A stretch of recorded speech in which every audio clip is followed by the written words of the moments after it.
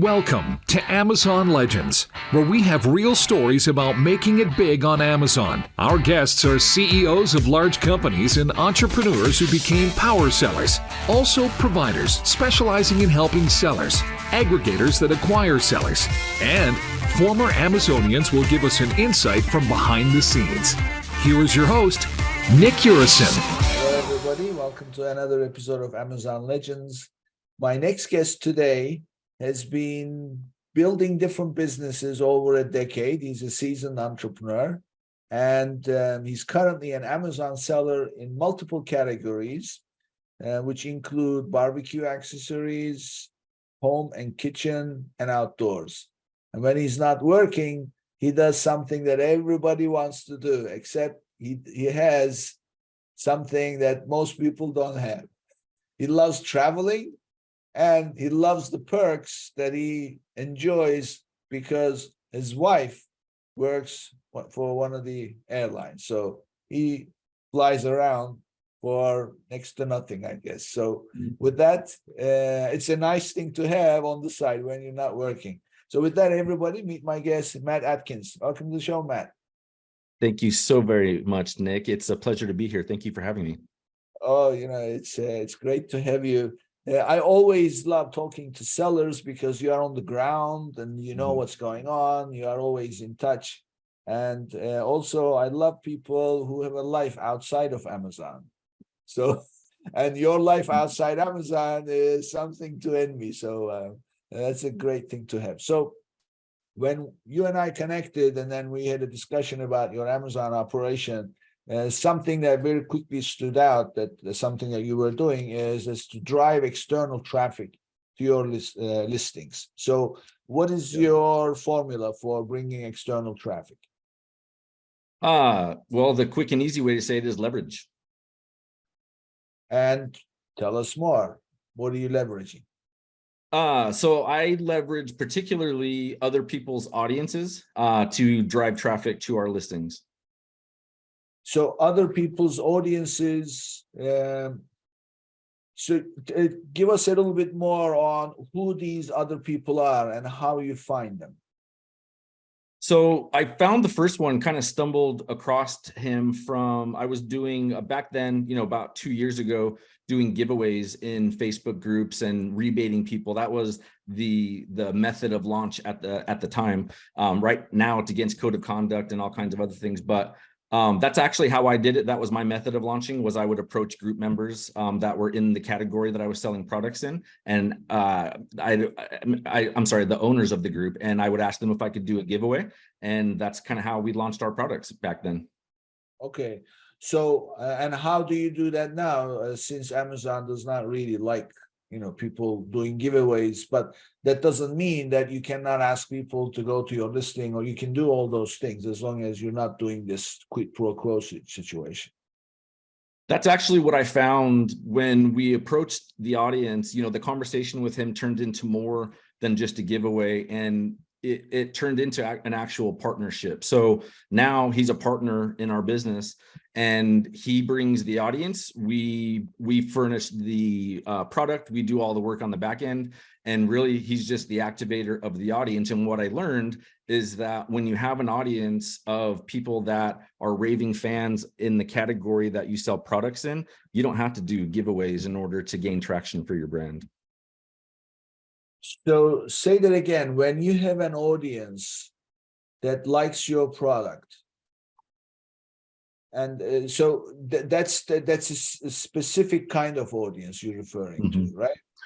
Right. And so, we actually built the brand in the Facebook group. So the brand didn't exist before, but what does exist in that group are a whole bunch of people that are very, very interested in the category that we sell products in. And these aren't just your dabbling on the weekend kind of people. These are very, very passionate people in this category.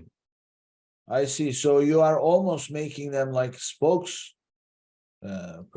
for your brand. There's so many benefits of this strategy, Nick. When you have an audience like that, so yes, we do have kind of ambassadors for the brand, and that happened naturally.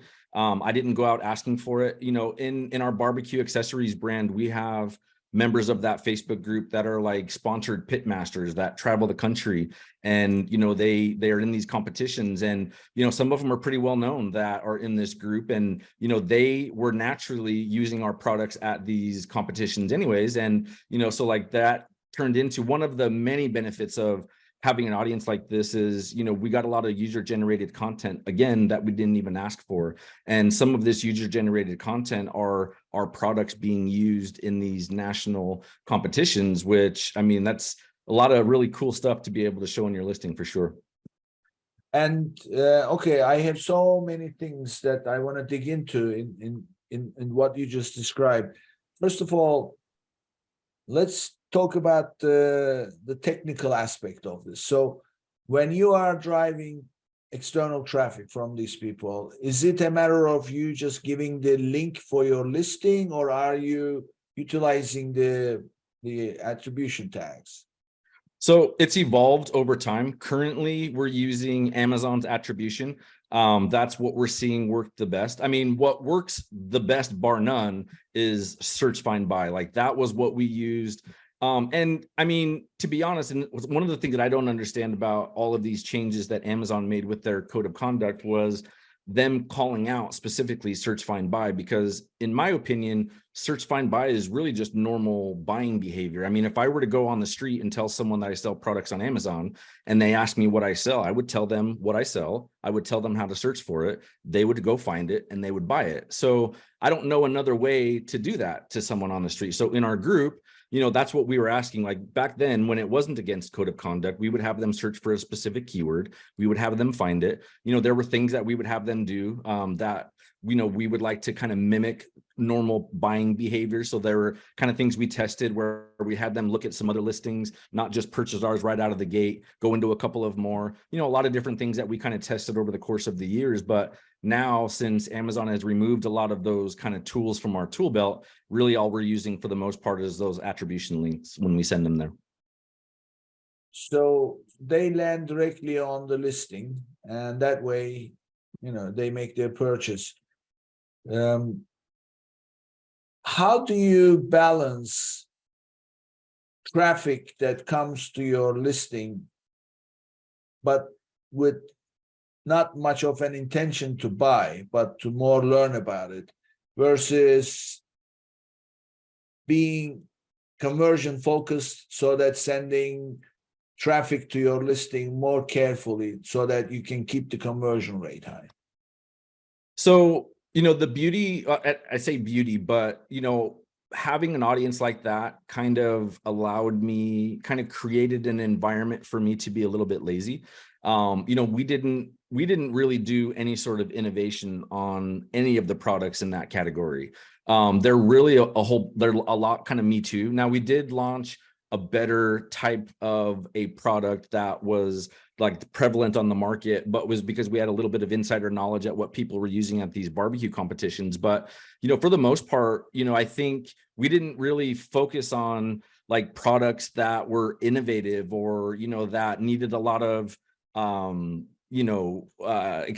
explanation on why. So like when we send people to our product, I think especially from the group, like they already know us, they know our brand name now. We've already started to kind of build up some brand loyalty, specifically in that group. But then, there's some search volume for our brand name now. And that's how I know that there's that halo effect that everybody talks about. And so, there's like, again, another one of the benefits is that people will post in the group about their kind of unboxing experience, which will then get other group members who maybe didn't see our announcement, that then they go. So, those are people that they're not even using our attribution links because maybe they didn't see that post. So like, that happens naturally. And I mean, our conversion rate is higher than normal because of that. And again, that's another one of the many benefits, is that when our audience goes there, whether they heard about it from me or a post in the group or an ad that we run in the group, then, like that, their conversion, their intent to buy that product is a lot higher. And that's really what we focused on more than innovating products. We focused on what are you buying today and how can we put that in front of you at the quickest amount of time. I see. So because you have a focused approach to where you use those external traffic links or attribution tags to drive your external traffic, you're not really worried about having a lower conversion, because the conversion is higher because the reason why they're seeing it is with the intent to buy something in the first place. Yeah. So, I mean, that's a big discussion about sending external traffic, depending on how you do it. Like if you're sending Google ad traffic straight to your listing, like that doesn't convert as well as even Amazon PPC or any other way. So like most people just know that when they send traffic, it's not going to convert. But for us, it's the opposite. It has the opposite effect. And I think what that does is it kind of raises our overall conversion rate, which then helps us rank and helps us stick to the rank when we do rank on the first page. Yeah, I mean, you created a great machinery, so to speak, where you are, first of all, you're not paying for ads. These are groups that are passionate about your product, and you're putting the attribution tags to your listing and then circulating it. Mm-hmm. And then, of course, these are people who want to buy anyway. They are the ones who coming to your listing, and out of those, because of the attribution tags, out of the sales you generate, you are also picking up a referral bonus, right? Yep, that's right. That's absolutely right. So we're getting paid for sending that free traffic to Amazon. So for the listeners' benefit, for anybody who doesn't know, and you are brand registered, right after, even while you're listening, if you are not driving or anything like that, just go to Seller Central, go to brands, and then sign up for brand referral bonus after signing up for attribution tags, because those two work together.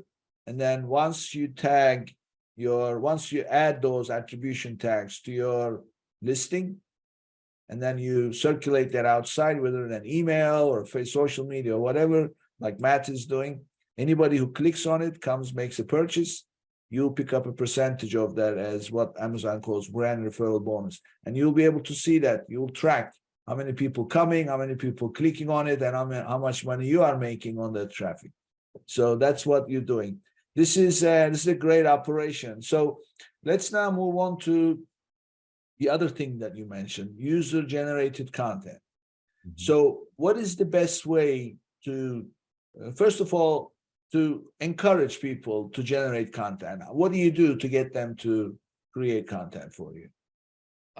So initially it happened naturally. And again, that wasn't even something that was on my mind as a benefit of this, the way that we were doing it. When we launched, we made a big deal about the launch, and actually it started way before the launch. Like the group was actually a part of choosing our first product. So what I think that did, and I don't know that we did it on purpose, but what it did naturally was it made them feel like they were part of something bigger than just being in a Facebook group. So it created more of this passion right out of the gate. So, I mean, we had a couple hundred people lined up to purchase when we launched, and it was at full price. I didn't even have to offer a discount. So, and what happened after that, and there was about 3 or 4 posts over the course of, a couple of weeks before the launch. So we built up a lot of excitement for it. But then, a month passed and people were using their product, and we actually launched in January, which is probably the worst time to launch a product on Amazon, let alone one in that specific category. I think December 28th was when Amazon checked in the inventory. So it was a terrible time to launch. But again, we had, a whole bunch of people lined up ready to purchase it. And when they started using it a month or 2 later, then they started posting the pictures of it, which then started generating even more interest. People were using it. People were calling out the group owner. People were calling, like sending pictures, sending videos of them using it. So then that's when we really started thinking, okay, so they're doing this naturally. So, why don't, let's try to figure out a way to make it happen more. So we have kind of a post-purchase thing that we're working on now. So when someone purchases, we get them, we have a QR code on an insert card, and we're on a box that we send them to a landing page that then tells them about this group. We get them in the group, and then we do giveaways. And that's the kind of system that we're building out. So we're going to be doing giveaways on a fairly regular basis, and part of the entrance, you gain more entrance into the contest by submitting user-generated content. So that's the system that we're building out. So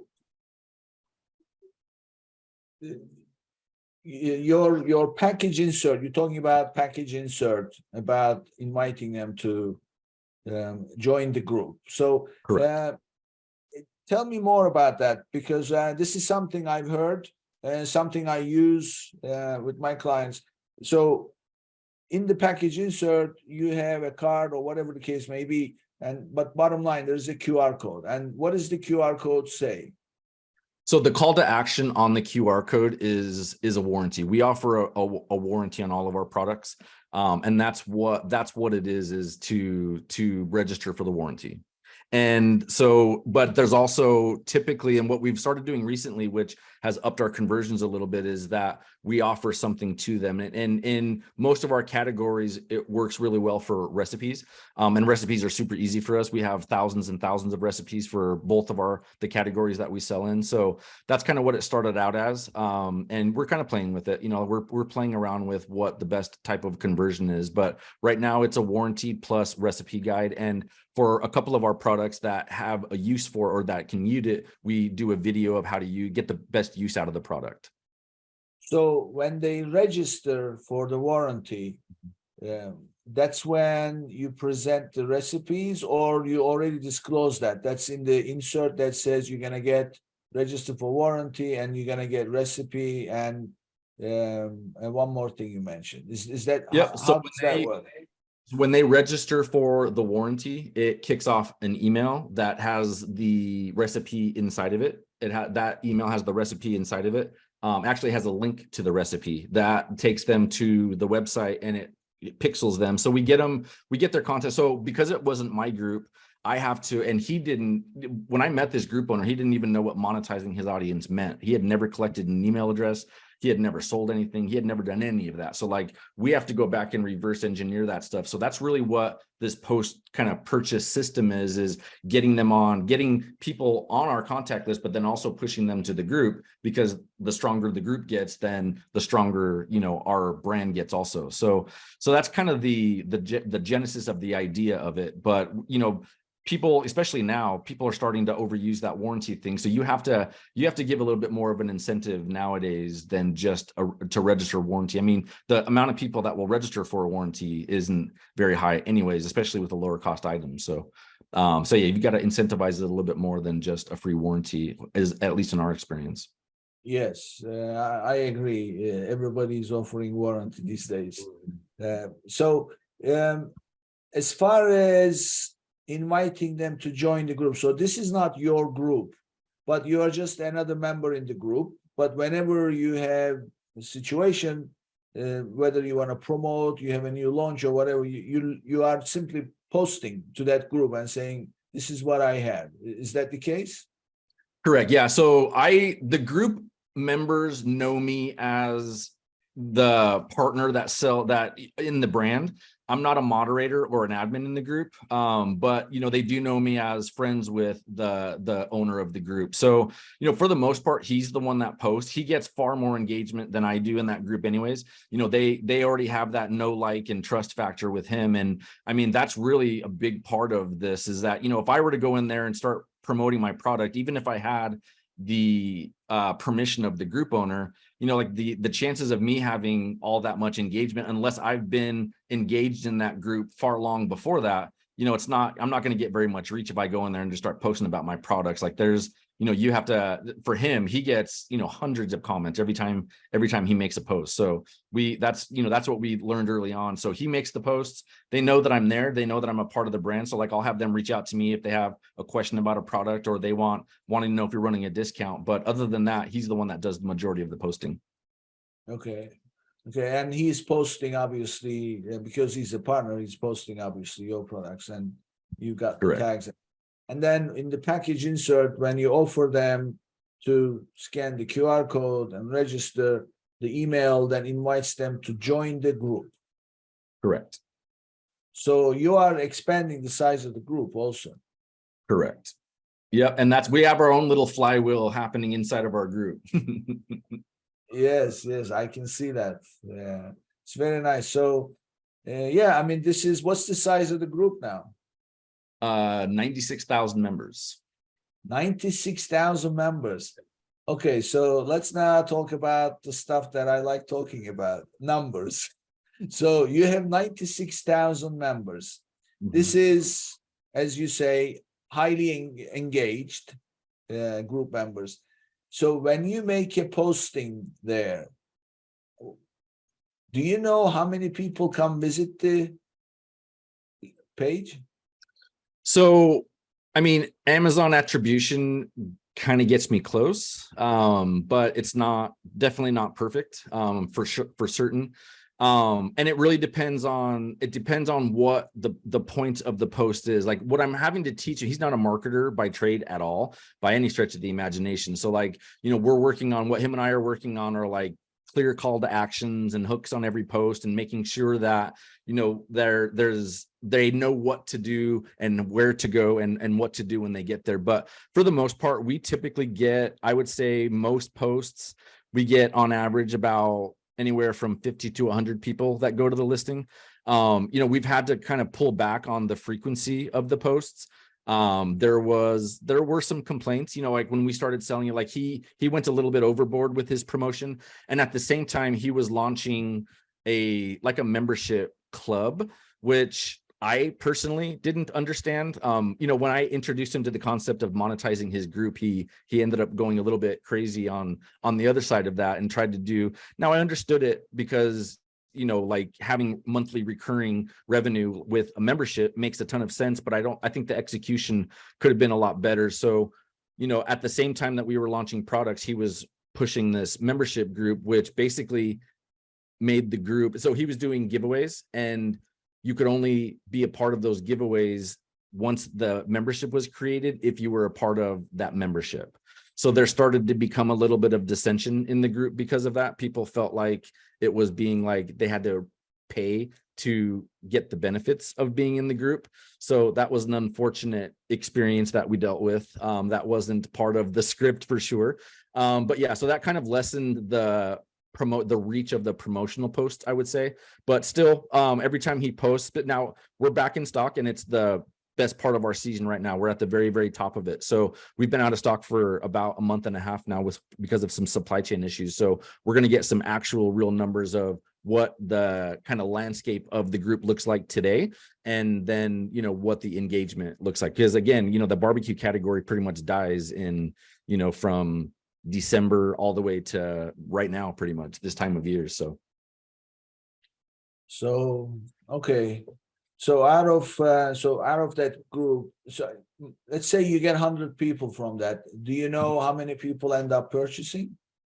I typically about 40% between 30 and 40%, the high 30s, low 40% typically. But again, I'm not sure that I trust Amazon attribution. And to be honest, like I think that number is probably about 15 to 20% too low than it actually is. So that's about what the numbers say, between 30 and 40%. Okay.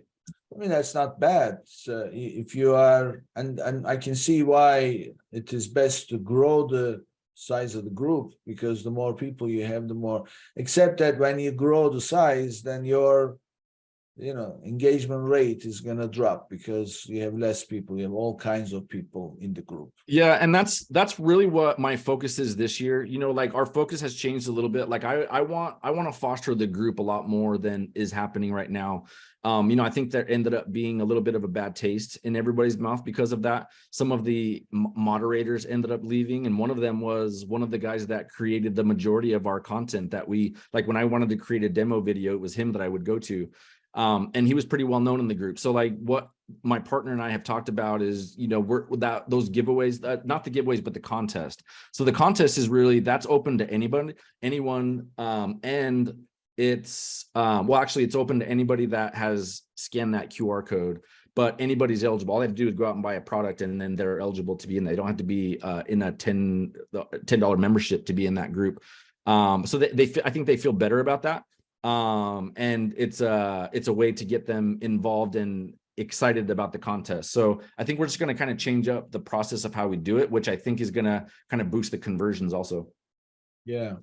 So as far as the contest you're talking about, so how does the contest tie into this? So this QR code leads them to warranty. They fill out the warranty. They get the email. The email says, join this group. Here is your recipe. You can go download. And where does the contest come in? So the contest, we do a monthly contest, and the prizes vary. I mean, a lot of times we'll have like partners, but it's typically product type stuff or stuff that are similar in the category. I like finding partnerships of things that are kind of consumable type brands. Like especially, there are a lot of the brand owners that have consumable type brands are really keen on giving free samples to people if they think that it can be a customer that would turn into a long-term customer for them. So that's kind of what we do. But we do a giveaway of X amount of products. And then they gain entries to the contest by doing certain things like sharing it with other people, submitting user-generated content, things like that. And that system is going to kind of build out and get more robust as we go on. Okay.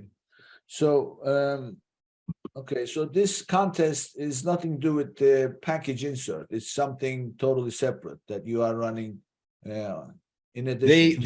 They get notified of the contest, and they get their first entrance to the contest by doing their warranty. So that's how they get their first entrance into the contest. I see. So once they are in, then obviously they are getting further notifications as things Correct. happen.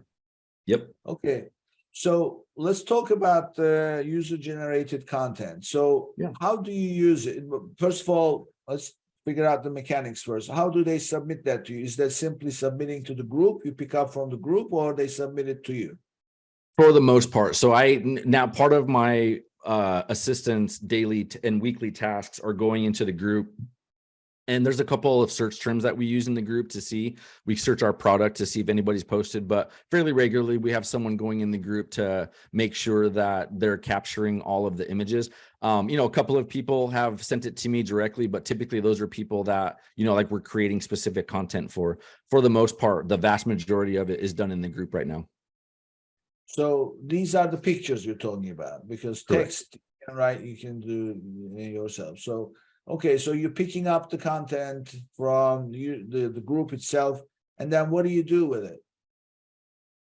So we use it in our in the images. So in the branding on the website, on our website, we also use it in the listing. So like our lifestyle images, they're not stock photos and Photoshop. It's actually people that are using our product. So that's for the most part what our lifestyle images are.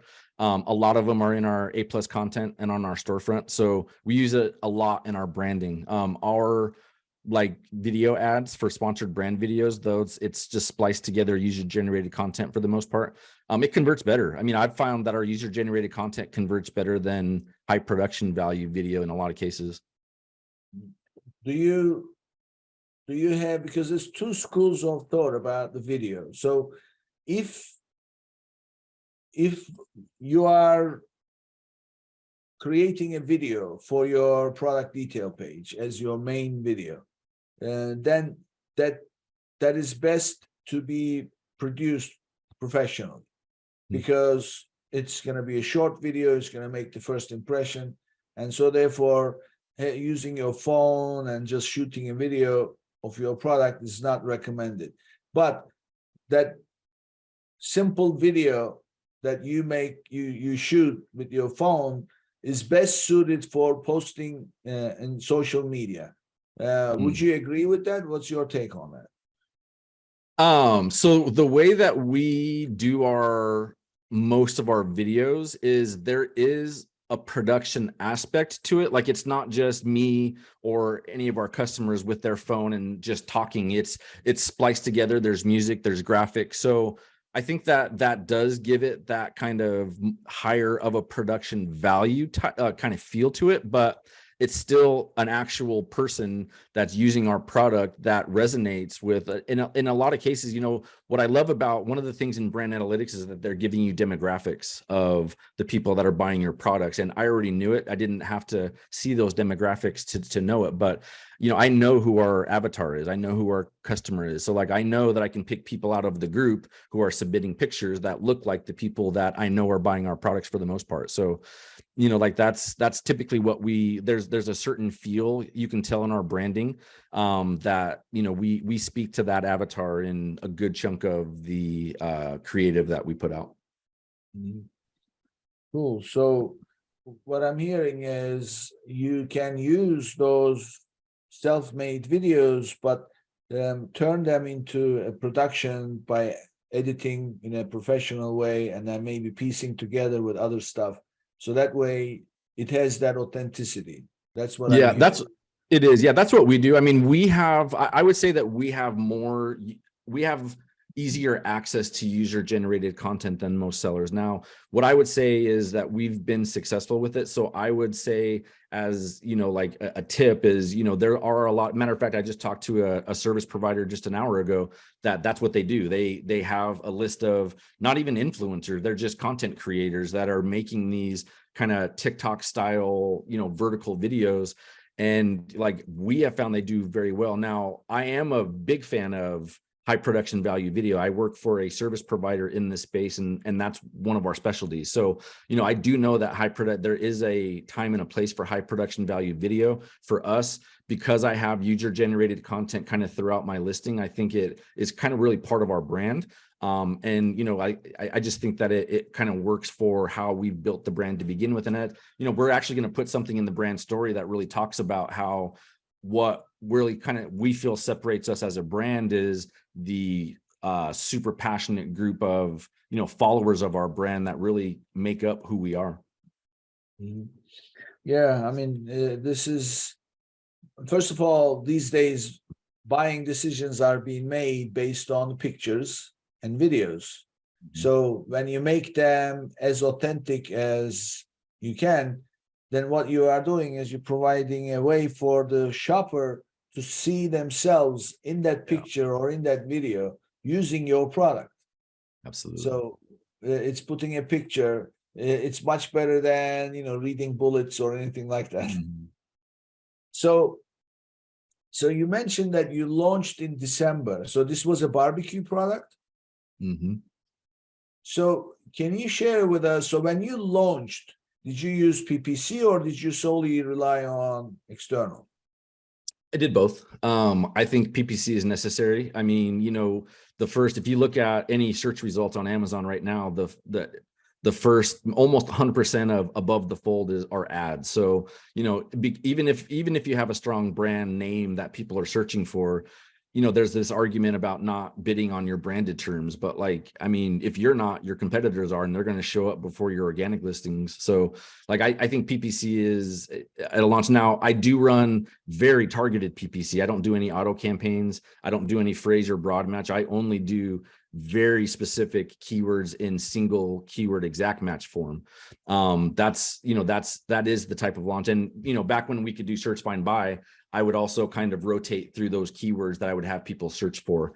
Can't do that now, but I don't think that it's underhanded how I do this, but like, I actually refer to our product in a way that I want them to search for. So like, if I, for example, want them to search for green marker, because that's the keyword that I want them to use, that's how I refer to our product in a lot of those posts around that time. So people do it naturally anyways. Well, that's great. So tell me, Matt, so you built this account, you built other businesses, so you know what it's like to build a business, to build an Amazon operation that will scale. Describe the best type of team in terms of roles, responsibilities, those who are listening or looking to create an operation, not necessarily just to sell online, but also companies that have supply chains. They want to go direct to consumer through Amazon. What is the best way to create a team? What are some roles, responsibilities? Tell us how you are structured. Sure. The first, year and a half, it was a super lean operation. It was me, and I hired some VAs here and there, and had some pitfalls doing that, and then had finally some successes. But for now, I kind of break out our business into a couple of different buckets or pillars. So you have advertising, obviously, and that for us includes both external and PPC. We treat them different, but it's part of the same conversation. And then we have, I guess you can call it kind of conversion rate optimization, I guess, and that kind of falls, there's a lot of things that fall into that. There's creative in terms of like photos and images and video. There's copy, there's split testing the titles and split testing the A+ content and all that stuff that falls in that category. So I would call it, I guess, conversion rate optimization is kind of a pillar or a bucket of ours. And then supply chain, dealing with shipping, getting things from wherever our suppliers are, finding new suppliers, strengthening those relationships. I don't think that sellers spend enough time on that. I think people talk about optimizing PPC and optimizing listings, but I think optimizing your supply chain is something that could pay even more dividends. So that's another kind of thing for us, is supply chain and making sure that we're getting the best prices across the board. And then, I would say product research is kind of its own bucket also. I would add like making, a little bit of customer service in there, making sure that, there's not something wrong with the current design or the box or, that physical experience that the customer has. And then I think even customer service can kind of be added into that bucket, and maybe just general kind of seller central type stuff like catalog maintenance, responding to negative reviews if you have them, just kind of that unsexy stuff, I guess you could call it. That's kind of its own little bucket also. So I guess operations, you could kind of call that. So I think that's kind of the most part. So like I would say advertising, conversion rate optimization, supply chain, product research, and then kind of operations. How about the financials? Thankfully, I don't have to do that part in our business. My business partner, who's not the group owner, that's her superpower. So that's why I forgot to say that. But yes, she handles all the financials, and thankfully I don't have to worry about that. She just holds me to an advertising budget is the only thing that I have to worry about. Yeah. So the supply chain optimization. So tell me more about that. What do you mean by that? So now there are service providers and that's kind of where I learned. I met one at a couple of Prosper shows ago, and it was fascinating to me what their company did. Like, I think their tagline is they'll take your concept from the back of a napkin all the way to store shelves. And that's part of the services that they offer, is that they're constantly, negotiating with manufacturers, and not just we have a product that there's multiple different pieces to it. So you have to get those pieces from multiple manufacturers. So not only, just like our products that are just kind of one altogether piece, but also ones that have multiple pieces. There's constant negotiations happening. And then from a transportation standpoint, I think what I found a lot of sellers do is that they find one freight forwarder and they use that. Like, I think most people are getting other quotes, but I think that if you go a little bit deeper into that, when we really ran a test on all the different transportation options that we had, we found that our sourcing agent actually had the best prices for shipping. And that wasn't even something that we had a conversation with him about. It was just a random conversation that he mentioned something, and I dug in a little bit deeper. And now our sourcing agent is the one that handles the majority of our transportation out of China. So, having those conversations regularly with your suppliers and, logistics and how you get product here, I think that's super important. I don't think that you should just get comfortable with your supplier or anything having to do with your supply chain. I think that you should always be looking out for better prices. Yeah. Oh, I mean, always, because that's taking the big chunk out of your sale, right? So it's the cost of the merchandise. So if you improve it, the other interesting thing that's now becoming more of an issue is your product packaging. In other words, as you know, Amazon changes the rules. They recently decided to drop their FBA fees for some, as you know, and but also at the same time, the way they calculate, the small standard, large standard, oversized, and all that stuff, there are small differences that may make big difference, like qualifying your package instead of oversized, large standard, or instead of the things like that. So do you work on that at all in terms of, well, during the designing phase of the product, do you take FBA into account or not? Yeah, so we actually just recently had an opportunity. Now, for the most part, our sourcing agent has been the one to suggest the packaging for us. That's not always something that we just take the standard packaging that the supplier offers. So it is something that we have been doing for a while, but I was just listening not too long ago to something that I think it was Brandon Young that was talking about that when it was something to do, I think it was when they made those changes to the measurements of like the small and light program or whatever the changes were that they made, he found that he could take one of his products and change the format, I think, of the way that it was packaged, and it then qualified for that program, which was a huge savings for that particular product.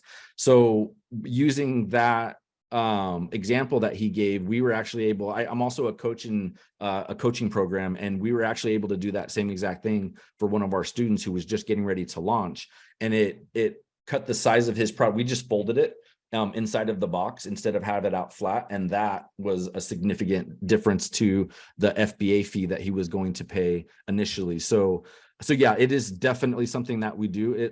Our sourcing agent, thankfully, was doing that for us without us even knowing it. But now it's something that we are very cognizant of in that part of the process. Yeah, I mean, because packaging is everything, and you have to deal with it at the design stage, because once it's done, it's too late. But those differences, make a big difference, because even though the FBA fee is a relatively small fee, because it's small, the percentages are greater, because the 40-cent difference, 50-cent difference over a $5 fee, right? That's a big percentage wise, it's a big change. When you're selling so many units, it adds up. That definitely packaging is becoming. I had a guest earlier, and his philosophy was, until now, since the e-commerce shift happened, most brand owners focus on their digital assets, the pictures, the videos of the products, because that's what makes the sale. Right. However, if you look at the traditional brands that didn't sell online, but they were brick and mortar channel brands, they relied on their packaging. So the packaging had to be real good in order to sell the product. So now he was saying that there's going to be a shift, because those brands that are scaling, they are going to have to make their packaging much better, because right now they don't have to pay much attention to their packaging.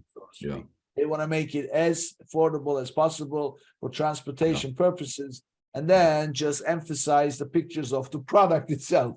So he was saying that there's going to be a shift in this. And then when that shift occurs, and the fees will have to, I should say, the costs will have to go up, because now they have to make their packaging better, especially if you are selling both online as well as in big box retailers, right? Yep, that's true. What do you think about that idea? For me, I think I've been a stickler for the customer experience from the very beginning. I think that goes back to my days of our first business, our meal delivery service. That was super important to me. Like there were a couple, I could have delivered food to people in a plastic bag, but like that experience was part of it for me. So I think that I've carried that over into our Amazon products from the very beginning. And actually, in a couple of the categories of our products, it's inundated with Chinese sellers. And, I know that's the same story that everybody's singing, but for me, and I don't know if this is the case with a lot of other categories, but where I can beat those Chinese sellers is in branding, and like in my images and in my copy. And really, I have a really cool box for our hero product, and I started including it in our main image to kind of, it's a real boring photo or product to photograph. It's real even difficult to even tell what it does when it's just the product itself. So putting the box at the back, especially because it's such a cool box, that really made it stand out. And actually it was a scroll stopper. And that's really what, I think that really kind of planted that seed for me, is that what we're doing in terms of packaging and that customer experience has been right all along. And I think that's something that people should be focusing on. It's super easy to just let your supplier to send it in a poly bag, but I think I was actually just reading an article about, it wasn't an Amazon brand or an Amazon native brand. It was a brand that, a direct to consumer, and the CEO actually makes it a regular practice. I think it was monthly, to order the product from different channels to see how it arrives to him, and he acts on it when he doesn't like it. So for me, I think that's a super important part of the equation. And I think it's something that you should be doing from the beginning, is worrying about what that customer experience is like. Well, I mean, especially if you want repeat customers. I mean, if you can give off an aura of a premium brand just by paying attention to those types of things, which then you can command a higher price point. Sure, exactly. And there's one story that I heard. Somebody who was extremely particular about this was Steve Jobs. And apparently when they were in the process of creating their iPhone, the first iPhone, that glass was so important, and he gave hell to so many times, to every time they tried. And then he would do all kinds of things with it, like try to smash it, and he wouldn't want even a scratch on it. So it was just going through over and over and over just to get the right kind of quality. And as a result, I mean, he was already a major, right, detail guy. Apple by far is the best example of that. I mean, when you open up your doesn't matter what it is. I mean, my headphones that I just won at the Prosper Show, like, it's an experience opening up your Apple product. And like, it's part of the excitement. It's why people wait in line for overnight to get the new iPhone when it comes out, still after however long it's been. Has it been 20 years now? Like, that's a great example. Like, and it's probably the best example of a brand that pays attention to the customer experience. And we all see what the result of that is. Yeah. I mean, absolutely. It's, and the other funny thing is, these days, there isn't really much that comes out of the box, especially Apple. Like, there isn't a lot of things, but the design of it, the quality of the material, and when you open it up, and it's so, some things are so subtle, and then you start to see, as yet there is nothing much in it, really. It's because everything you go online, there's no real manual, there's no nothing, and everything is so, it's a very sophisticated way to design and provide it. So it makes a statement. So I have a question for you, Matt, as the final question on the business side. If you could change one thing in Amazon policies for third-party sellers, what do you think that would be? Oh man. Oh gosh, there's just so many. That you don't like the most? I think that there's a big giant case for this antitrust thing that is going on behind the scenes with Amazon now. Like, if you can just go look at the search results page of any category that Amazon sells their product, and just look at the real estate that they give their own products on that page, regardless of if that product is better than the ones that would normally be there. Like, that in and of itself is enough proof. But I mean, and then, like the other things that they do, like, we can't, Amazon has to be a certain price if we sell on other channels. Like, the fact that they get into, those types, or make those types of rules, these sweeping rules that either don't make any sense or are unenforceable, which, if a rule is unenforceable, then what's the point of it being a rule in the first place? I think that's probably it, is, the weird rules and weird regulations that they have on us as sellers. Man, that wasn't very specific, but there's, like I said, there's so many. Well, I mean, the definition of weird obviously is different for everybody. But Yeah. I can tell you, I'm gonna make a prediction. It will be not too far from now that Amazon will get out of their own brand products. Because there's several reasons. First of all, the perception is really bad. I mean, look, this is we understand this is their backyard. We understand that. But you are also playing in the same backyard. Right. If you want to let other people come in and play, well, at least be equal with them. Well, you're definitely not being equal, number one. Right. Number two reason is they have all the data. So, they know exactly what you are selling, how much you're selling, and they know, and they can also twist your arms to figure out your cost and everything else and who you're buying from, because they have to verify. So, send us your supplier invoice, blah, blah. So all this stuff. So they have all the data. To take all the data and then create a product against the very people that pay you 15% on every piece they sell, it does not look good. And the third, which ultimately will push them, I believe, over the edge, is the Congress is on their tail. And they say, how, so they are trying very hard to make sure that they are being fair and everybody is equal and all that stuff. So, and plus, I don't know if this is right, but I heard from somebody that it was never Jeff Bezos' original intention to actually create their own brands. It was. I can't imagine that it was. Yeah, I can't imagine that it was. So, it's super shady. It at nothing else, like you said, it looks bad, and that should be enough. That perception alone should be enough. Exactly. But people need a little bit of an incentive finally to make it happen. So the Congress may be the thing. I don't know. And frankly, it makes no sense at this point in time. They've turned their distribution centers into a profit center instead of being a cost center. And they have the advertising engine. There is definitely pay for play going on. Without PPC, how are you going to launch something? How are you going to rank?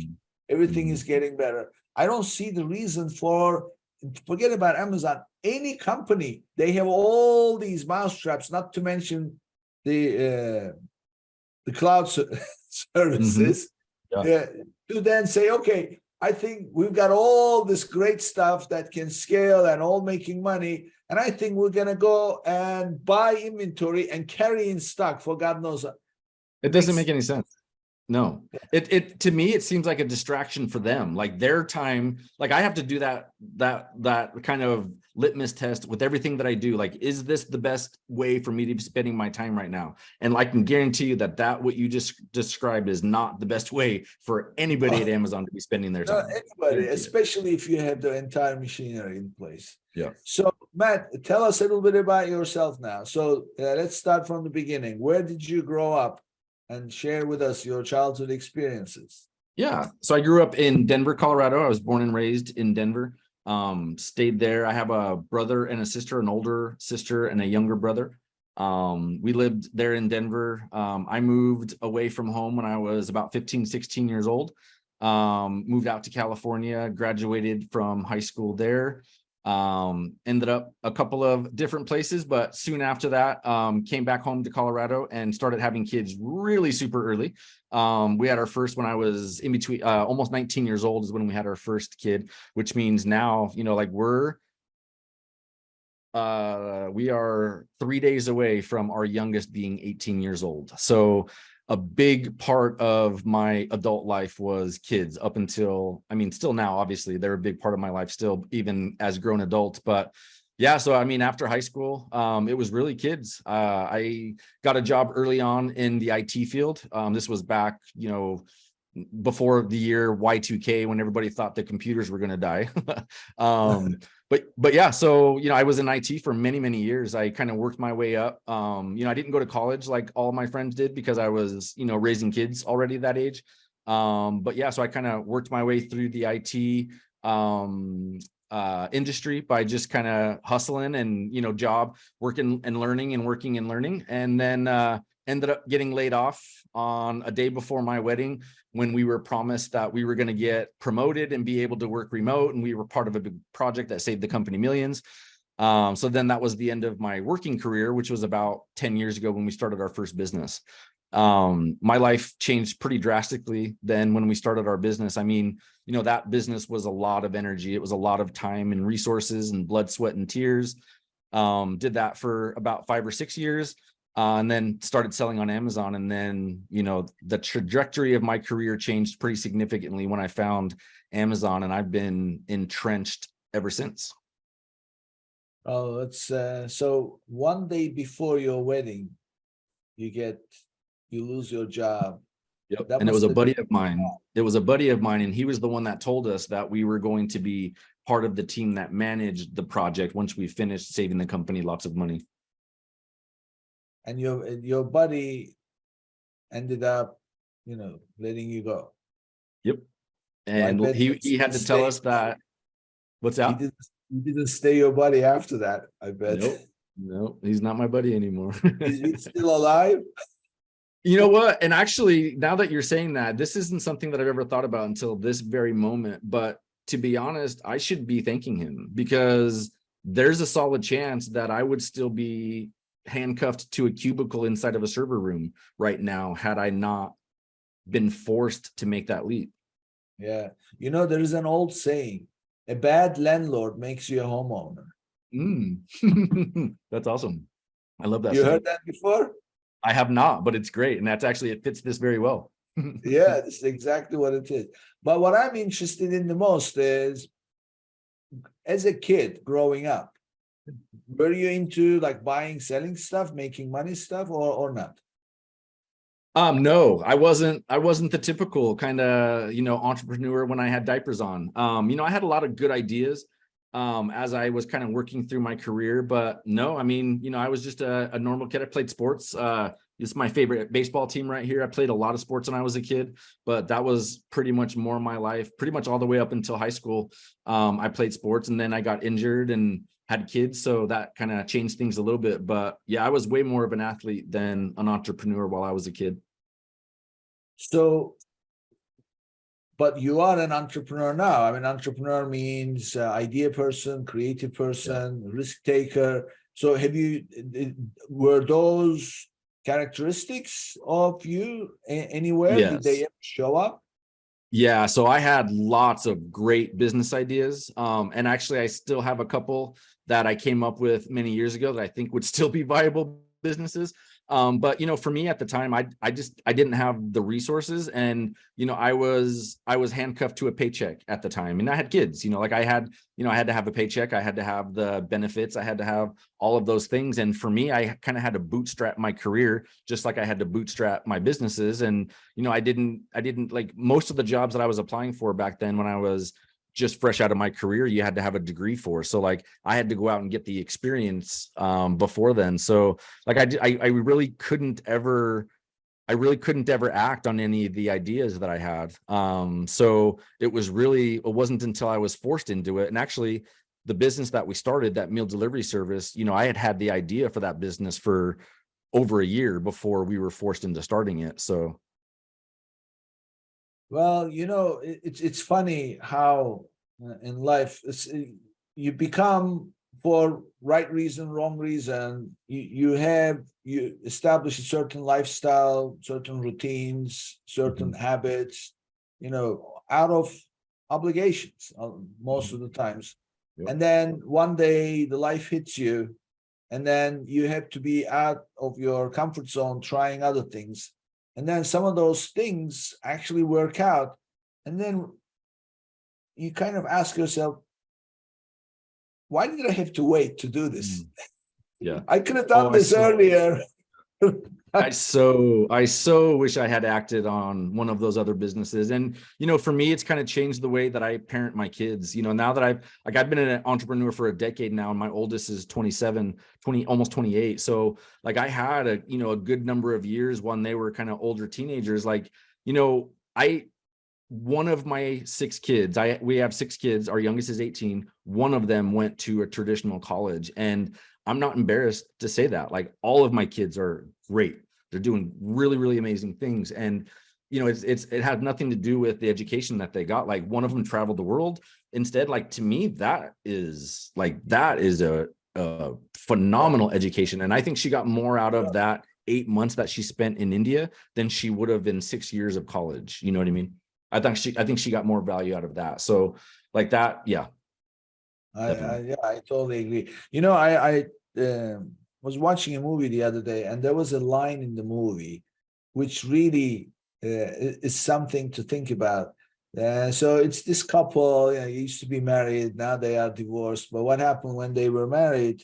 The reason why they ended up getting married was they were somewhere on the spot and some lake, and he says, one day I'm gonna be able to come here and build a house. And it's gonna be so nice to be able to live here. And she says, why wait to enjoy the best until later? That's powerful. So he drops everything, buys the land, builds a house, and they were so happy building the house because it was that dream. And why save the best until later? Do it now. And then 3 weeks after the house was built, they were divorced because now there was nothing left. But the point is, that line itself is a powerful line. Why save the best until later? So you've done everything being an Amazon seller, all because something bad happened. But clearly, if you were able to do it now, you could have done it before. So this is not about regret. This is about the fact that anybody listening, anybody who is thinking, I can't do this, I can't do that, I have this, I have that. Well, yes, you can. It's just we are our worst obstacle in life, right? That's true. That's true. So if you can make it, you can make it anytime, no matter what the circumstances. This was great, Matt. So tell us, how can people reach you and,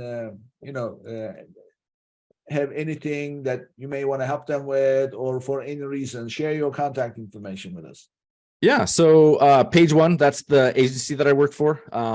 So Page One, the website, page.one. You can find contact info for me there, but also I'm on LinkedIn. That's where I probably post the most. And then to get a glimpse inside of kind of a peek behind the curtain of what, traveling, we talked about traveling and, running an e-commerce business from airplanes and clubs inside of airports. Instagram, Matt Atkins on Instagram is my name there. So. Do you want to invite anybody to join your Facebook group? Oh, absolutely. Yeah. I'll how can they find it? Yeah. So the name of the group is The Art of Smoke and Grill.